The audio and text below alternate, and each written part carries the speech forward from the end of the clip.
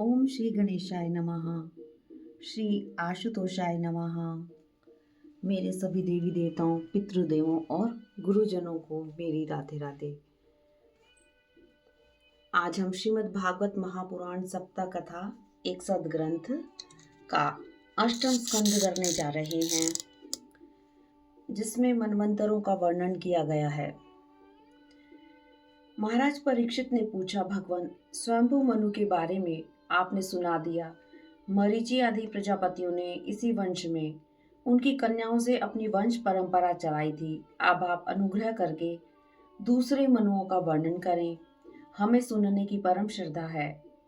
परम प्रभु ने बीते हुए मनवंतरों में जिन जिन लीलाओं को किया, वर्तमान मनवंतर में जो कर रहे हैं और भविष्य में आने वाले मनवंतरों में जो जो लीला करेंगे, वह सब कृपा करके आप हमें सुनाइए। श्री सुखदेव जी महाराज परीक्षित जी द्वारा पूछने पर उनकी जिज्ञासा से प्रसन्न होकर कहते हैं, राजन, इस कल्प में स्वयंभू आदि 6 मनवंतर बीत चुके हैं। उनमें से पहले मनवंतर का वर्णन मैंने कर दिया। उसी में देवता आदि की उत्पत्ति हुई। स्वयंभू मनु की पुत्री आकुति से यज्ञ पुरुष के रूप में धर्म का उपदेश करने के लिए तथा देवहूति से कपिल के रूप में ज्ञान का उपदेश करने के लिए भगवान ने उनके पुत्र रूप से अवतार ग्रहण किया था। भगवान कपिल का वर्णन तृतीय स्कंद में हो चुका है। स्वयंभू मनु अपनी पत्नी शत्रुपा के साथ तपस्या करने के लिए वन में चले गए। उन्होंने सुनंदा नदी के किनारे पृथ्वी पर एक पैर से खड़े होकर 100 वर्ष तक घोर तपस्या की। एक बार वह एकाग्रचित से उपनिषद स्वरूप श्रुति का पाठ कर रहे थे। उन्हें नींद में अचेत होकर बड़बड़ाते जाने भूखे असुर और राक्षस खा डालने के लिए उन पर टूट पड़े।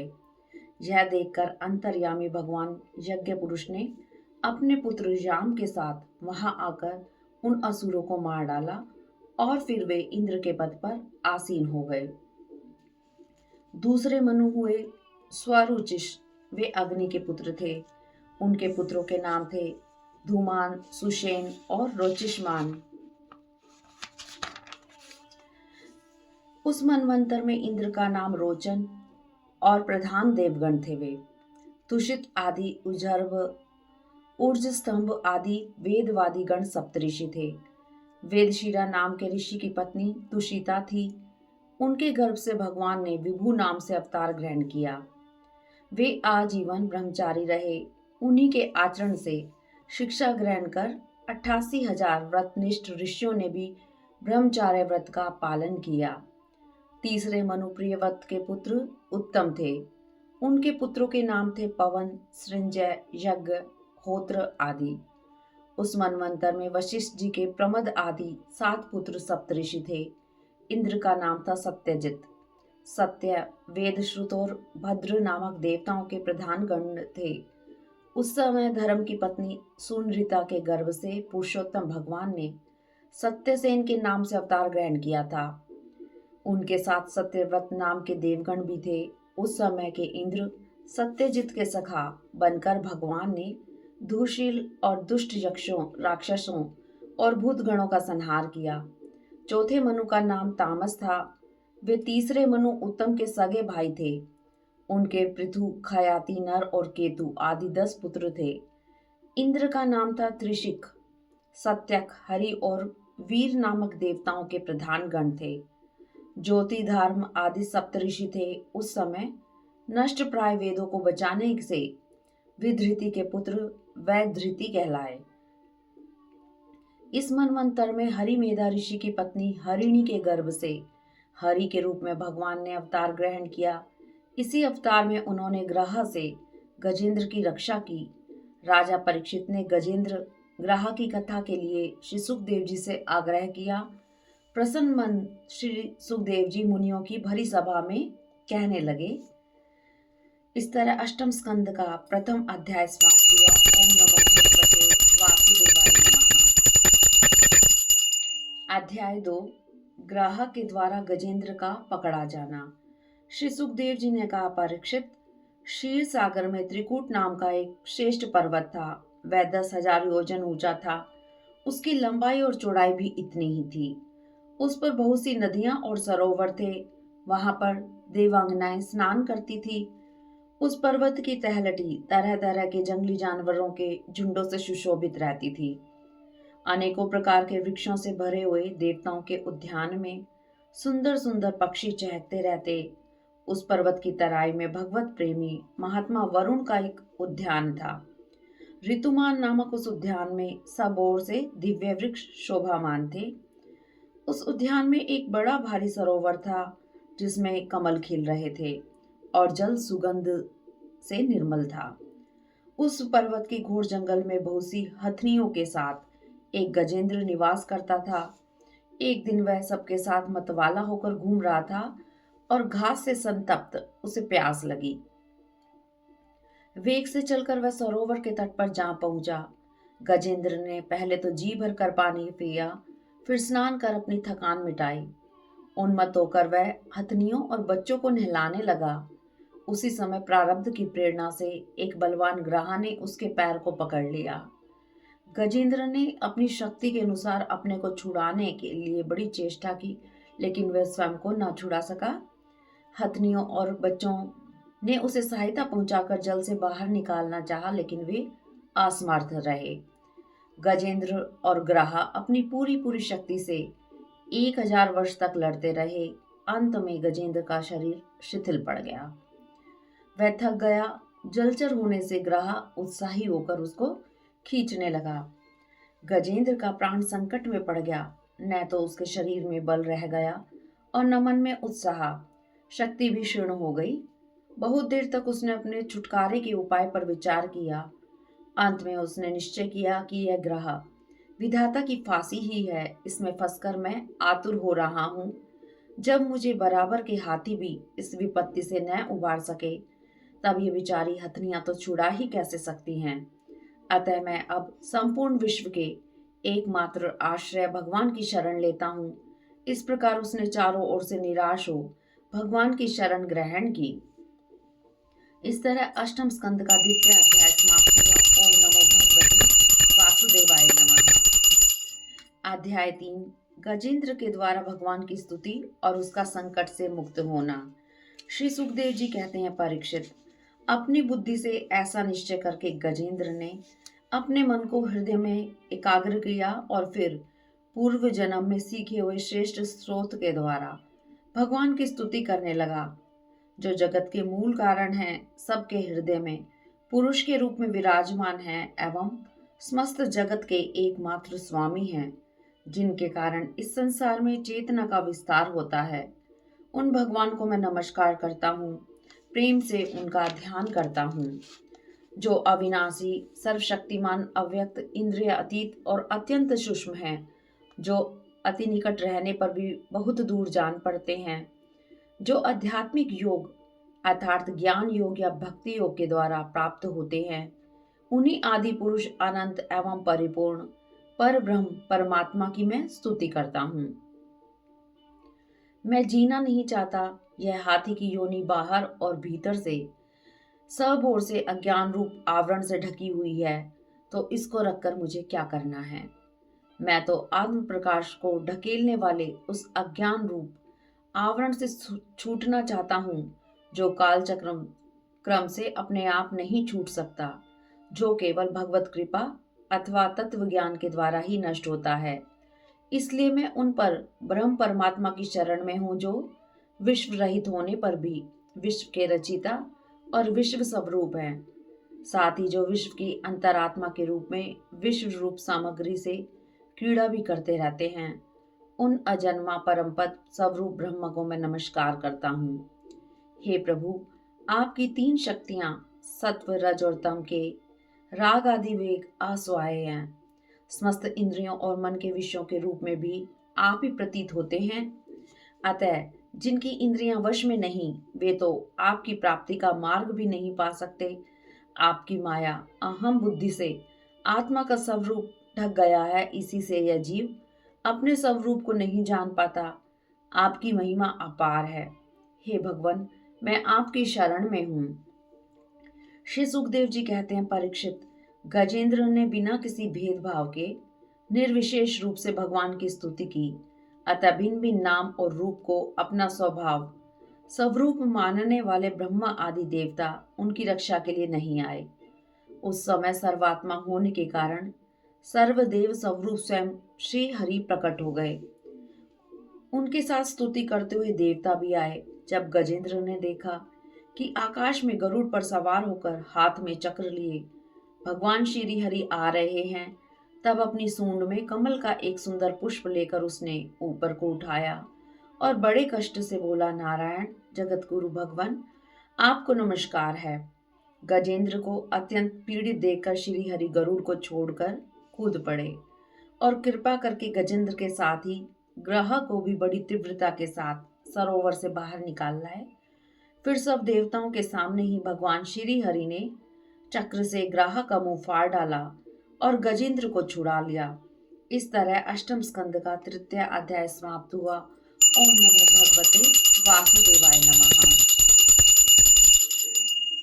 अष्टम स्कंद के अध्याय 4 में गज और ग्राह का पूर्व चरित्र और उनका उद्धार किस तरह हुआ बताया गया है। श्री सुखदेव जी कहते हैं, राजन, उस समय ब्रह्मा शंकर आदि देवता ऋषि और गंधर्व श्री भगवान के इस कर्म की प्रशंसा करने लगे और उनके ऊपर फूलों की वर्षा करने लगे। इधर वह ग्रह परम दिव्य शरीर से संपन्न हो गया। यह ग्रह पूर्व जन्म में हु नाम का एक गंधर्व था। देवल के शाप से उसे यह गति प्राप्त हुई थी। भगवान श्री हरि की कृपा से वह मुक्त हो गया। उसने भगवान की परिक्रमा करके उनके चरणों में प्रणाम किया और सबके सामने अपने लोक को चला गया। गजेंद्र भी भगवान का स्पर्श प्राप्त होते ही अज्ञान के बंधन से मुक्त हो गया। उसे भगवान का ही रूप प्राप्त हो गया। यह पूर्व जन्म में द्रविड़ देश का इंद्रधुमन नाम का पांड्यवंशी राजा था। एक समय वह अपना राजपाट छोड़कर मल्य पर्वत पर मौन व्रती हो भगवान की आराधना करने लगा। देव योग से अगस्त्य ऋषि अपनी शिष्य मंडली के साथ वहां आ पहुंचे। उन्होंने देखा कि यह प्रजापालन और गृहस्थ उचित अतिथि सेवा आदि का त्याग कर एकांत में चुपचाप तप कर रहा है। वे उसके ऊपर क्रुद्ध हो गए। उन्होंने राजा को शाप दे दिया। इस राजा ने गुरुजनों से शिक्षा नहीं ग्रहण की। अभिमानवश यह मनमानी कर रहा है। हाथी के समान जड़ बुद्धि वाला यह हाथी की योनि को प्राप्त हो। अगस्त्य ऋषि शाप देकर चले गए। राजा को हाथी की योनि प्राप्त हुई। भगवान की उपासना के प्रभाव से हाथी होने पर भी उसे भगवान की स्मृति हो आई। श्री हरि ने उसे अपना पार्षद बना लिया और साथ लेकर अपने अलौकिक धाम चले गए। परीक्षित, यह प्रसंग सुनने वालों के कलिमल एवं दुख स्वपन को मिटाने वाला है और यश तथा उन्नति देने वाला है। गजेंद्र की स्तुति से प्रसन्न होकर श्री हरि भगवान ने सबके सामने ही उनसे यह बात कही थी। जो लोग रात के पिछले पहर में उठकर एकाग्रचित से मेरा तेरा तथा इस सरोवर पर्वत एवं कंदरा वन बैंत कीचक और बांस के झुरमुट, यहाँ के दिव्य वृक्ष पर्वत शिखर, मेरे ब्रह्मा जी और शिव जी के निवास स्थान, मेरे प्यारे धाम क्षीर सागर, प्रकाश में श्वेत द्वीप, श्रीवत्स कौस्तुभमणि वनमाला, मेरी कोमोद की गदा, सुदर्शन चक्र, पांचजन्य शंख, पक्षीराज गरुड़, मेरे सूक्ष्म काल स्वरूप शेष जी, मेरे आश्रम में रहने वाली लक्ष्मी देवी, ब्रह्मा जी, नारद जी, शंकर जी, मत्स्य कच्छप वराह आदि अवतारों के किए हुए मेरे पुण्य में चरित्र, सूर्य चंद्रमा अग्नि ओंकार सत्य मूल प्रकृति, गौ ब्राह्मण सोम कश्यप और धर्म की पत्नी, दक्ष कन्याएं, गंगा सरस्वती नंदा ऐरावत हाथी, ध्रुव सात ब्रह्म ऋषि और पवित्र कीर्ति महापुरुषों का स्मरण करते हैं, वे समस्त पापों से छूट जाते हैं। प्यारे गजेंद्र, जो ब्रह्म मुहूर्त में जाकर तुम्हारी की हुई स्तुति से मेरा स्तवन करेंगे, मृत्यु के समय उन्हें मैं निर्मल बुद्धि का दान करूंगा। इतना कहकर श्री हरि गरुड़ पर सवार हो गए। इस तरह अष्टम स्कंद का चतुर्थ अध्याय संपूर्ण हुआ। ओम नमो भगवते वासुदेवाय नमः। ओम नमो भगवते वासुदेवाय नमः। अध्याय 5 रैवत और चाक्षुष मनवंतर की यह कथा है, जिसमें देवताओं का ब्रह्मा जी के पास जाना और ब्रह्मकृत भगवान की स्तुति करना है। श्री सुखदेव जी कहते हैं, परीक्षित, पांचवें मनु थे रैवत। वे चौथे मनु तामस के सगे भाई थे। उनके अर्जुन, बलि, विंध्य आदि कई पुत्र थे। उस मनवंतर में इंद्र थे विभु, और भूतरेय आदि देवताओं के प्रधान गण थे। वेदशिरा, हिरण्य रोमा, उधर्व बाहु आदि सप्तऋषि थे। शुभु ऋषि की पत्नी का नाम था विकुंठ। उन्हीं के गर्भ से बैकुंठ नामक श्रेष्ठ देवताओं के साथ अपने अंश से स्वयं भगवान ने बैकुंठ नामक अवतार धारण किया। देवी की प्रार्थना से उनको प्रसन्न करने के लिए बैकुंठ धाम की रचना की थी। उनके गुणों का संक्षिप्त वर्णन तृतीय स्कंद में हो चुका है। छठे मनु चक्षु के पुत्र चाक्षुष थे। उनके पूर्व पुरुष सुध्रुम आदि कई पुत्र थे। इंद्र का नाम मंत्र, द्रुम और प्रधान देवगण आप्य आदि थे। हविष्यमान और वीरक आदि सप्तऋषि थे। भगवान ने वैराज की पत्नी संभूति के गर्भ से अजित नाम का अंश अवतार ग्रहण किया था।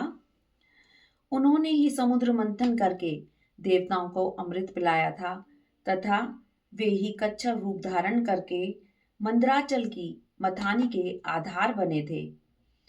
परीक्षित ने कहा, प्रभु इस कथा को विस्तार से सुनाइए। श्री सुखदेव जी कहते हैं, राजन, एक बार दुर्वासा जी को मार्ग में ऐरावत पर चढ़े इंद्र मिल गए। उन्हें त्रिलोकी अधिपति जानकर दुर्वासा जी ने प्रसाद की माला दी, किंतु इंद्र ने ऐश्वर्य के मद से उसका कुछ भी आदर न कर उसे ऐरावत हाथी के मस्तक पर डाल दिया। ऐरावत ने उसे सूंड में लेकर पैरों से कुचल दिया। इससे दुर्वासा जी ने क्रोधित होकर शाप दिया कि तू तीनों लोकों सहित श्रीहीन हो जाएगा। इसी श्राप के कारण असुरों ने देवताओं को युद्ध में पराजित कर दिया था। इंद्र अपने स्थान से च्युत होने के कारण श्रीहीन हो गए। इंद्र देवताओं के साथ ब्रह्मा जी के पास गए। ब्रह्मा जी ने भगवान की शरण ग्रहण करने के लिए कहा और उन सबको लेकर भगवान अजित के निज धाम बैकुंठ में गए। ब्रह्मा जी ने भगवान की स्तुति की, हे नाथ, आप निर्विकार, सत्य, अनंत, आदि पुरुष, सबके हृदय में विराजमान, अखंड और तर्क से परे हैं। सबका मन जहां जहां जाता है उन उन स्थानों पर आप पहले से ही विराजमान रहते हैं। वाणी से आपका वर्णन नहीं किया जा सकता। संपूर्ण देवता आपकी आराधना करते हैं। आप स्वयं प्रकाश है। हम सब आपके चरणों में नमस्कार करते हैं। इस प्रकार श्री ब्रह्मा जी ने श्लोक 26 से लेकर 50 तक भगवान की स्तुति की।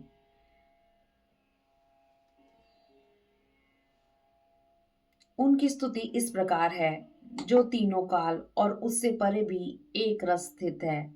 उनकी लीलाओं का रहस्य तर्क वितर्क से परे है, जो स्वयं गुणों से परे रहकर भी सब गुणों के स्वामी हैं तथा इस समय सत्वगुण में स्थित हैं। ऐसे आपको हम बार बार नमस्कार करते हैं।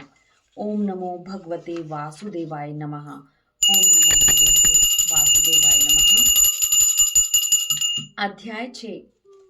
देवताओं और दैत्यों का मिलकर समुद्र मंथन के लिए उद्योग करना। श्री सुखदेव जी कहते हैं, परीक्षित, देवताओं द्वारा स्तुति किए जाने पर श्री हरि उनके सामने प्रकट हो गए। सभी देवताओं ने पृथ्वी पर गिरकर साष्टांग प्रणाम किया। फिर सबके साथ भगवान शंकर जी तथा ब्रह्मा जी ने भगवान की स्तुति की। उनकी स्तुति से प्रसन्न हो भगवान ने कहा, इस समय असुरों पर काल की कृपा है, अतः जब तक तुम्हारे अभ्युदय और उन्नति का समय नहीं आता, तब तक तुम दैत्य और दानवों के पास जाकर उनसे संधि कर लो। उनके साथ मिलकर समुद्र से अमृत निकालकर अमर होने का प्रयत्न करो। पहले क्षीर सागर में सब प्रकार के घास, तिनके, लताएं और औषधियां डाल दो। फिर मंदराचल की मथानी और वासुकी नाग की नेति बनाकर मेरी सहायता से समुद्र का मंथन करो।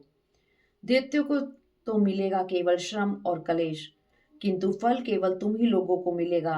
असुर लोग तुमसे जो चाहे सब स्वीकार कर लो। पहले समुद्र से कालकूट विष निकलेगा, उससे डरना नहीं और किसी भी वस्तु के प्रति लोभ न करना। इतना आदेश देकर भगवान अंतर्ध्यान हो गए। फिर इंद्र आदि देवता राजा बलि के पास गए। बुद्धिमान इंद्र ने बड़ी मधुर भाषा में समझाते हुए सब बातें कही जिनकी शिक्षा भगवान ने उन्हें दी थी। वह बात दैत्यराज बलि को जच गई। तब असुर और देवता मिलकर अमृत मंथन के लिए पूर्ण उद्योग करने लगे। इसके बाद उन्होंने अपनी शक्ति से मंदराचल को उखाड़ लिया और ललकारते हुए समुद्र तट की ओर चल पड़े। एक तो वह मंदराचल बहुत भारी था और उसे बहुत दूर ले जाना था। इससे इंद्र, बलि और सब के सब हार गए। विवश होकर उन्होंने उसे रास्ते में ही पटक दिया। गिरते समय वह स्वर्ण पर्वत बहुत से देवता और दानवों को चकनाचूर कर देने लगा। देवता और असुरों का उत्साह भंग हो गया। उसी समय गरुड़ पर सवार भगवान प्रकट हो गए। उन्होंने अपनी अमृतमयी दृष्टि से देवताओं और असुरों को जीवित कर शक्तिशाली बना दिया। इसके बाद उन्होंने एक हाथ से पर्वत को उठाकर गरुड़ पर रख दिया और स्वयं भी सवार हो गए और क्षण भर में सब के सब समुद्र तट पर पहुंच गए। भगवान की आज्ञा से पर्वत को उतारकर गरुड़ जी वहां से चले गए। इस तरह अष्टम स्कंद का षष्ठम अध्याय समाप्त हुआ। ओम नमो भगवते वासुदेवाय नमः। अध्याय 7। समुद्र मंथन का आरंभ और भगवान शंकर का विषपान करना। श्री सुखदेव जी कहते हैं, परीक्षित, देवता और असुरों ने नागराज वासुकी को यह वचन दिया कि समुद्र मंथन से प्राप्त अमृत में तुम्हारा भी हिस्सा रहेगा। उन्हें भी सम्मिलित कर उनको नियति के समान मंदराचल में लपेटकर उत्साह के साथ समुद्र मंथन प्रारंभ किया। अजित भगवान वासुकी मुख की ओर लग गए और देवता लोग भी उधर ही आ जुटे। किंतु असुरों को यह अच्छा न लगा। उन्होंने कहा, पूंछ तो सांप का अशुभ अंग है, हम इसे नहीं पकड़ेंगे। वेद शास्त्रों के अध्ययन, उच्च कुल की उत्पत्ति एवं वीरता आदि में हम देवताओं से कम नहीं हैं। ऐसा कहकर वे एक ओर चुपचाप खड़े हो गए। उनकी यह मनोवृत्ति देखकर भगवान ने मुस्कुराकर वसुकी का मुंह छोड़ दिया और देवताओं के साथ पूंछ पकड़ ली। इस प्रकार अपना अपना स्थान निश्चित करके देवता और असुर मंथन करने लगे। अपने भार की अधिकता और नीचे कोई आधार न होने के कारण मंदराचल समुद्र में डूबने लगा। सबके मुंह पर उदासी छा गई। भगवान ने देखा, यह तो विघ्नराज की करतूत है। अतः उन्होंने अति विशाल और विचित्र कच्छप का रूप धारण कर समुद्र में प्रवेश कर मंदराचल को 1,00,000 योजन फैली हुई अपनी पीठ पर रखकर ऊपर उठा लिया। देवता और असुर अब बड़े उत्साह से मंथन करने लगे। घूमता हुआ मंदराचल भगवान की पीठ पर ऐसा लग रहा था जैसे खुजला रहा हो। भगवान ने असुरों का बल बढ़ाते हुए उनमें असुर रूप से और देवताओं में देव रूप से प्रवेश किया। वासुकी नाग में उन्होंने निद्रा के रूप में प्रवेश किया। उधर पर्वत के ऊपर दूसरे पर्वत के समान बनकर सहस्त्र बाहु भगवान अपने हाथों से उसे दबाकर स्थित हो गए। इस प्रकार भगवान ने सब में प्रवेश कर सबको शक्ति संपन्न कर दिया। वे अपने बल के मद से उन्मत्त होकर मंथन करने लगे। उनकी यह दशा देखकर भगवान की प्रेरणा से बादल उनके ऊपर वर्षा करने लगे और वायु समुद्र की लहरों का स्पर्श करके शीतलता और सुगंधित का संचार करने लगी। इस प्रकार देवता और असुरों के प्रति अति प्रयास करने पर भी अमृत ना निकला। अब अजित भगवान स्वयं मंथन करने लगे। भगवान के मंथन के समय समुद्र के संपूर्ण जीव भयभीत होकर ऊपर आ गए।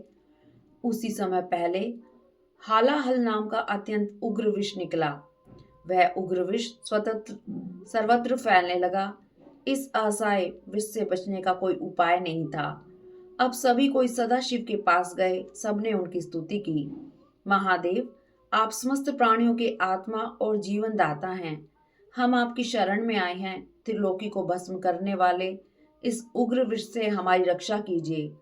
उनके संकट को देखकर भगवान शंकर ने सती से कहा, देवी, यह समुद्र मंथन से निकलते हुए विष के कारण प्रजा पर बड़ा दुख आ पड़ा है। अतः मैं तत्काल इसे पी जाता हूँ।